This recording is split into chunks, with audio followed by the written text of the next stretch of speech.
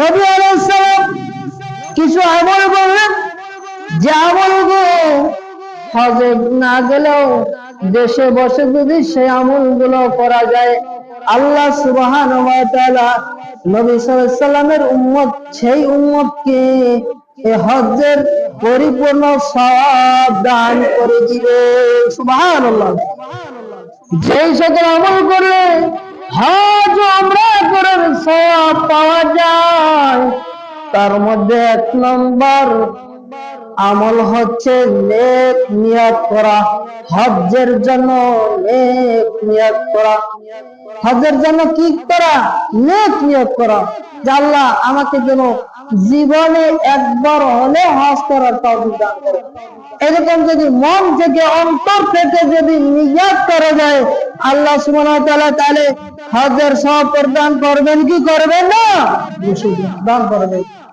নবী আলাইহিস সালাম বলেন, قال الله عز وجل, আল্লাহ সুবহানাহু ওয়া তাআলা বলেন, অর্থাৎ হাদিসে কুদসিতে বলা হয়েছে, ইযা হাম্মা বিহি বিহাসানাতিন, যখন আমার বান্দা যদি কোনো ভালো কাজের নিয়ত করে, ওয়ালাম ইয়ামালহা, অথচ সেই আমলটা কতক্ষণ পর্যন্ত করেনি, কাতাবতুহা লাহু হাসানাতান, আল্লাহ সুবহানাহু ওয়া তাআলা বলেন আমি তার জন্য একটি পরিপূর্ণ সওয়াব প্রদান করে দিব। সুবহানাল্লাহ।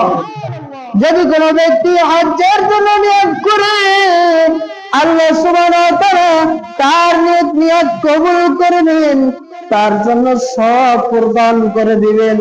এরপরে নবী আলাইহিস সালাম বলেন, ফাইনা আমিলাহা, যখন আমার বান্দা যখন সে আমলটা করে ফেলে, কাতাবতুহা আশারা হাসানাতিন ইলা 700 দিন, যখন আমার বান্দা সে আমলটা করে থেকে করা শুরু করে দেয়, তখন আমি তার জন্য 10 থেকে 700 গুণ পর্যন্ত ওই আমলের জন্য সব লিপিবদ্ধ করে দেই।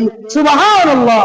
তাহলে কোন ব্যক্তি যদি হজ্জের নিয়ত করে, হজ করার জন্য নিয়ত করে, উমরা করার নিয়ত করে, তাহলে দেশে বসে সে সব পাওয়া যাবে কি যাবে না?